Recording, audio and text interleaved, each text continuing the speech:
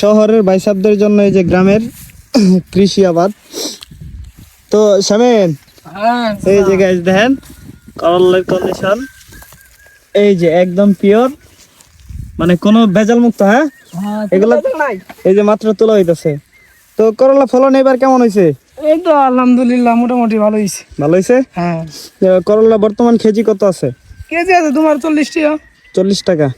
তো আগে 40-50 আমরা কি রোজার মাসে, এটা কি রমজান মাসের জন্য না আগের থেকেই? তোমার মাঝখানে কম আছে, এখন একটু বাড়ছে। এগুলো মানে এই ক্ষেত্রে কেমন পরিমাণ করলা বেচা হয়েছে এই যে এই ক্ষেতটা থেকে? তোমার 10 মনের মতো।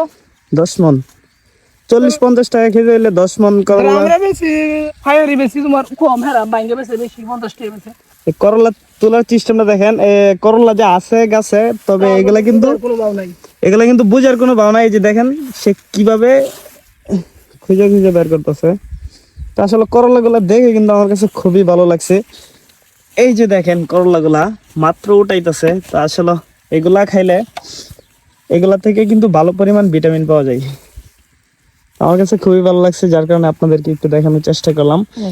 আমরা তো গ্রামের মানুষ ভাই, আপনারা শহরের মানুষ, গ্রামের ভাইসাবদেরকে পছন্দ করেন না। তবে দেখেন গ্রামের ভাইসাবরা কতটুকু পরিশ্রম করে আপনাদের জন্য পিওর খাবার তৈরি করছে।